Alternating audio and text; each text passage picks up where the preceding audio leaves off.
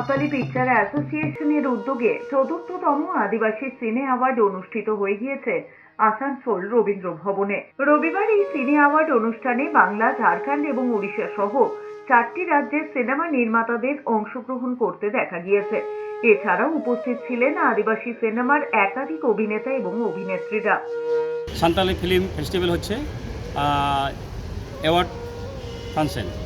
এইটা নিয়ে হচ্ছে ৪র্থ সাঁওতালি ফিল্ম ফেস্টিভ্যাল। এটা প্রতি বছর হয়, কিন্তু 2 বছর পেন্ডিং হয়ে যাওয়ার পর এবার থেকে আবার রেগুলার চলতে থাকবে।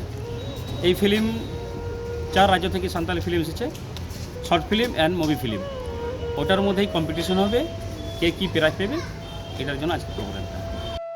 এই অনুষ্ঠানে বাংলা সিনেমার টলি অভিনেত্রী রূপাঞ্জলি রায় বিশেষ অতিথি হিসেবে উপস্থিত ছিলেন। এছাড়াও টলি অভিনেত্রীর নতুন সিনেমা কেজিএফ ডার্ক স্টোরি আসতে চলেছে, তার প্রমোশনও করেছেন তিনি। খুব ভালো লাগছে, মানে একটা অভিনব উদ্যোগ।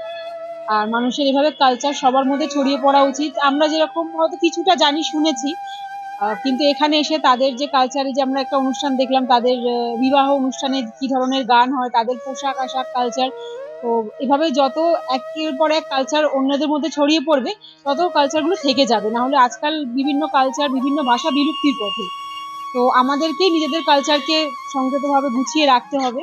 তাই এই ধরনের উদ্যোগকে অসংখ্য সাধুবাদ জানাই এবং চাই এই ফেস্টিভ্যাল আরো অনেক বড় হোক। हमें दिल से बहुत अच्छा लग रहा है, क्योंकि ऐसे फेस्टिवल्स हमारे इंडस्ट्री के लिए बहुत ज़्यादा ज़रूरी है, क्योंकि हम एज ए आर्टिस्ट हमें थोड़ा सा एनकरेजमेंट इससे मिलती है कि हम काम कर रहे हैं तो लोग देख रहे हैं, हमें सराह रहे हैं, तो आगे कुछ अच्छा करने के लिए हमको इसी से प्रेरणा मिलती है। सो ऐसे जो फेस्टिवल है, इसको अटेंड करके हम लोगों को बहुत ज़्यादा अच्छा।